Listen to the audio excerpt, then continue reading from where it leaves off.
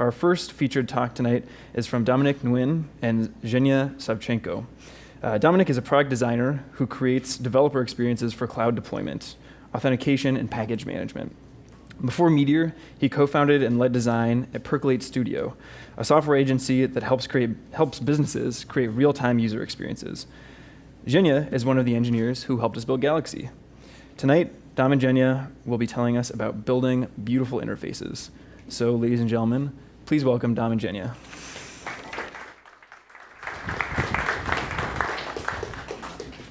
Hey guys, thank you guys, first of all, so much for being here and watching these talks and joining us here today. So how many people here have heard of Galaxy, aside from what Nick just mentioned? That's like, that's a lot of you. How many people here have used Galaxy? All right, that's a couple of you. So for those of you who don't know anything about Galaxy, it's a cloud hosting service for Meteor. It's an all-in-one DevOps solution, so developers can work on their apps instead of getting sidetracked by ops. Today, we're going to show you how the app team builds beautiful interfaces faster. We'll be using the recently launched Galaxy as our case study. So components, they probably make you think reusable, modular, and predictable. But how do you build components at scale? When an app is small, UI components are manageable. But when your app is large, you're faced with two challenges. The first challenge is that you have a lot of components. And the second is that they become more complex. Today, we're going to show you how we solve these problems when we built Galaxy. My name is Dominic. I'm a product designer here at Meteor. I work with Tim and Zhenya, who are the front-end engineers behind Galaxy.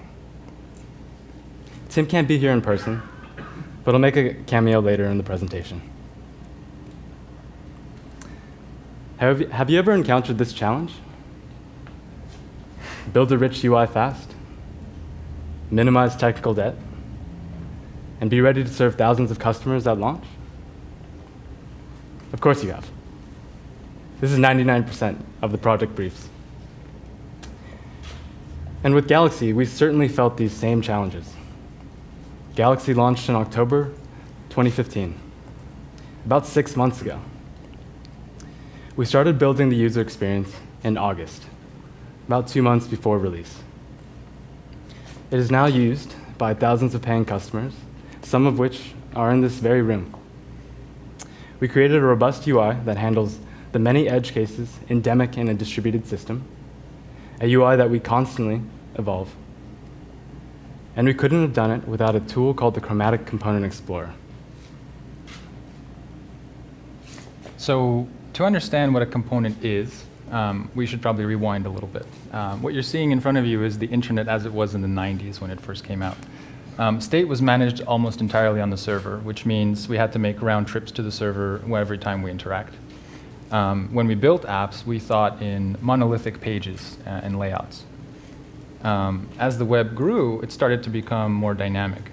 User-generated content increased the scale and complexity of what we have to build. More and more of our UI code became dependent on data, and that data is often personalized to the individual. And so we moved into a world of partials. Partials was the first way we thought about modularizing chunks of layout into reusable pieces, right? It allows us to separate data from layout. Today, we want continuity in our user experience. We want systems to react instantly to user input. And to do this, we recognize that components have to start managing client-side state. So in summary, we've evolved the web through these kind of three phases. And as the interactivity filled the client, we started to formalize how we understand the breakup of our code. So today, we think in components. A component can be used as interchangeably as a Lego piece. In thinking about modern apps as modular systems, it becomes much easier to build the high-value features our users want. Just like a Lego piece can be used to build a Lego castle or a Lego spaceship. A component can be used by any number of consumer, line of business, or enterprise apps. So how might one go about building apps? Let's take it. I have a question.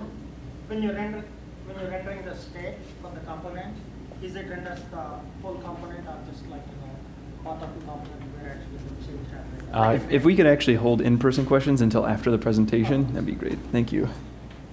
We'll be sure to answer that later. So how might one go about building apps? Let's take a typical organization. Its goal is to build and sell something people want. To be more efficient, organizations often divide themselves into teams filled with specialists, represented here by product, design, and engineering. This allows each member to be more efficient and leads to a higher quality product. Building an app might look something like this. Every member specializes and contributes their skills on down the line to build the finished product. If we wanted to optimize the product assembly, we'd probably parallelize the line so that it looks something like this. Each team would build pieces of a product, components, which would then be combined to yield the product, the finished product. However, even with components, it often ends up looking something like this. A tangled mess of dependencies, and despite everyone's best intentions, components end up too intercoupled, and that's a problem.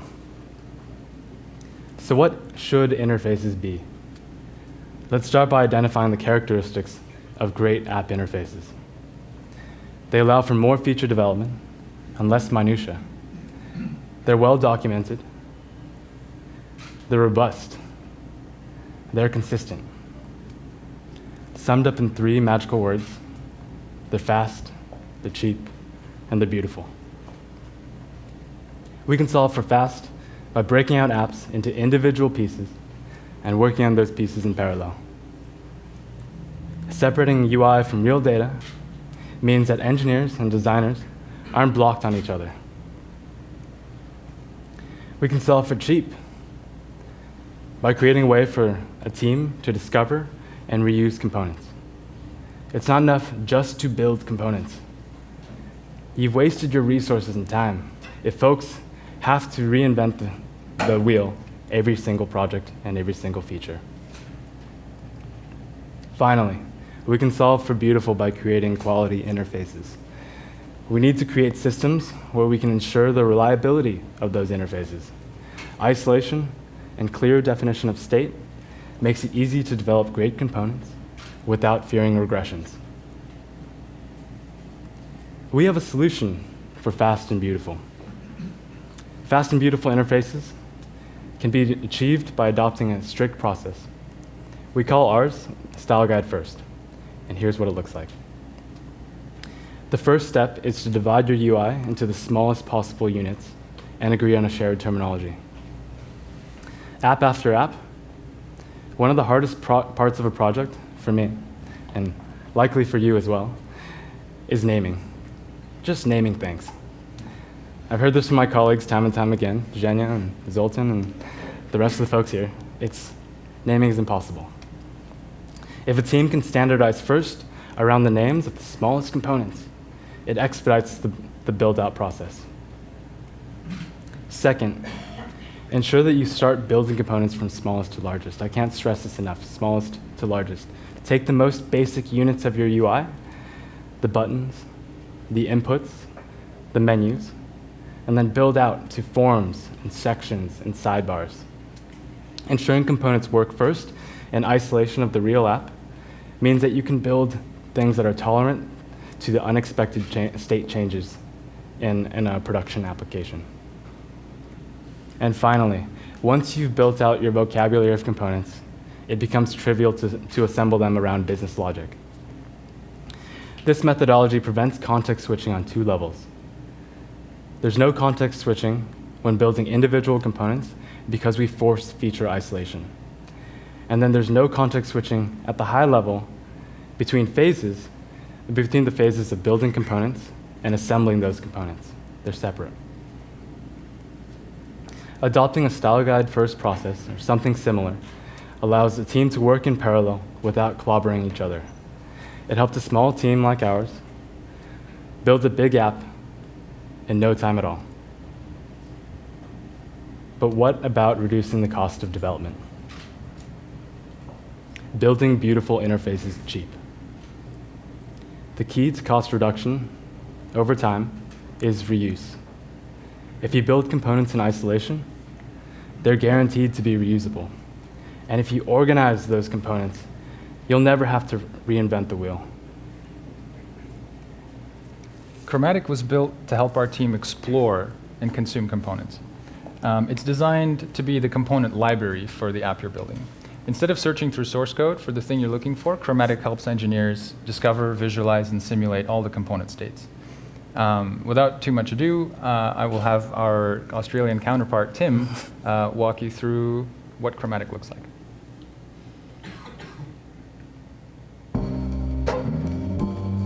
Once you've added the chromatic package to an app, you can view the Component Explorer by navigating to /style guide in your browser. The style guide route is added automatically, but since chromatic is a debug-only package, this route won't exist when you build for production. Using the sidebar on the left, you can quickly explore all of your components from one place or search for something specific. As you can see, we have fully embraced the componentized UI in Galaxy, as this list spans the many screens and features we've built. For example, this component is used to show custom messages within Galaxy. As you can see on the left-hand side, the component exposes 3 different styles, or specs. Each spec provides different settings and data to the component, resulting in a different behavior or look and feel. Now, working on isolated components is great, but we also want to simulate how they'd appear in a real layout. Chromatic comes with some tools to help you test different layouts, such as changes to viewport size and background color. You can easily change the viewport size from mobile to tablet to desktop, and changing the canvas color can help you visualize how the component will look when paired with light or dark backgrounds. Well, that was a fairly simple component, but how about something more complex? Let's visit the Galaxy progress bar. This component presents the rolling status of actions like redeploys, updates, and system maintenance.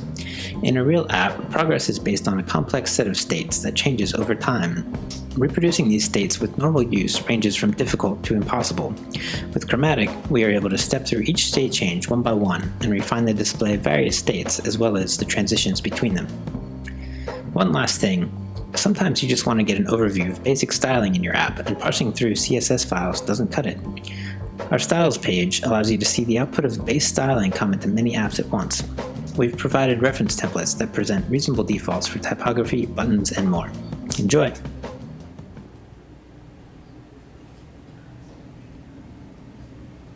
Great, so you got a little peek. Let's talk about how it works.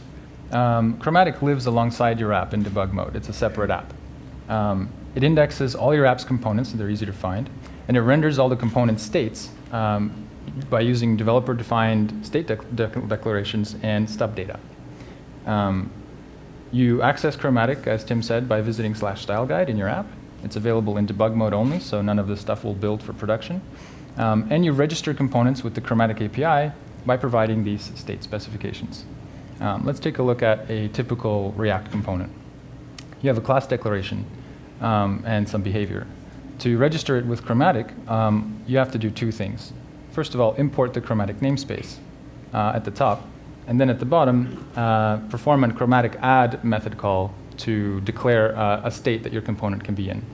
Every state has a name so that they're easy to find in the Chromatic UI, as well as a set of data context specs. So it might be a set of props, or it might be a data context, what have you. It's as simple as that. That's all you have to do. And then you go to /style guide, and you can see your component. We use this tool every day to build Galaxy and everything else we do at Meteor. We're open sourcing Chromatic today so that you folks can build beautiful interfaces faster. This is an experimental alpha release from the Meteor applications team. We rushed this out the door just for you today. And we will continue development as our needs expand and as our resources permit. Also released with Chromatic is this list of packages, which are all elements of UI that we've built for Galaxy. Things like our loading spinners, our overlays, a way to highlight blocks of code in your UI are all easy to use with these packages. It's an alpha release, and so we're very happy to see your contributions if you're interested. We're looking for simple ways to smoke test components. We're looking for bug fixes. There's going to be bugs. We're looking for performance improvements if you guys can help. We want to support Angular and Blaze, and of course documentation and these other niceties would also be great. So with that, we thank you very much for your time. Special thanks go to Phil Cofield, whose UI Harness project was sort of the inspiration behind all of this. Tom Coleman and Zoltan Ola, of course, who helped refine the style guide first process in the first place. They created the initial chromatic prototypes. And Angela Wang, who built the first version of this applications interface. Follow us on Twitter. With that, thank you all.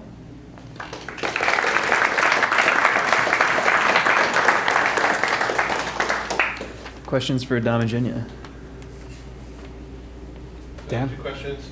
First, does It's a tough question. We'd probably have to consult with product folks, but I expect that what you're referring to by protecting your app from getting stolen in terms of code signing that goes onto the device, right. We will probably continue to leave those things with the platform providers that do that. So if you're using Meteor to build a mobile app, code signing will still happen with the app store you choose to use. In terms of extra application services that we want to give you as an application developer, we've got a lot of things to work on, and we're going to be adding them soon. Okay. Thank you. Gentleman in the back.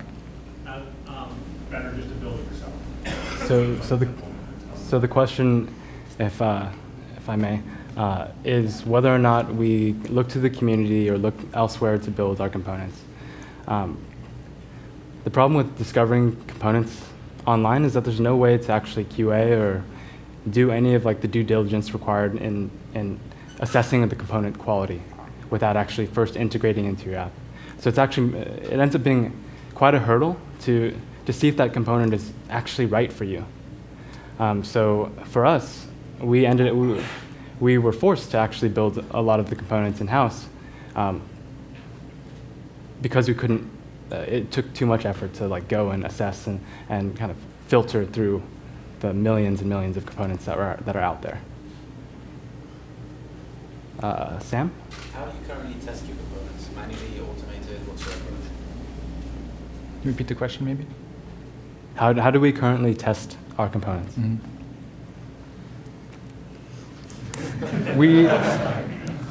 So the whole thing about automated testing of components is it seems to be a luxury when you have large development teams, right?